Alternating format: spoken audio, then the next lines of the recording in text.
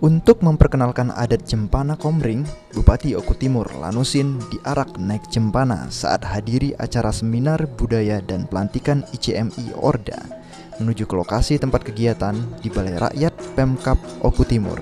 Jempana sendiri merupakan salah satu adat istiadat budaya Komring pada masa lampau.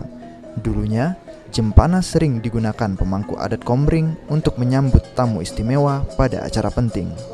Kita berbicara kebudayaan atau adat yang ada di Oku Timur ini, sebenarnya ada banyak kebinekaan yang ada di kabupaten ini. Tapi sebagai penduduk aslinya itu paling banyak Komringnya, dari hulu sampai ke hilir, sehingga lembaga adat ini memang wajib rasanya untuk dibentuk dikarenakan memang ada bidangnya yang membidangi dari struktur pemerintahan. Selama Jempana ini berjalan membawa dan menghantarkan tamu istimewa, tampak beberapa orang ikut mengawal dengan berbagai alat tradisional dan diiringi musik kulintang. Aji, PAL TV.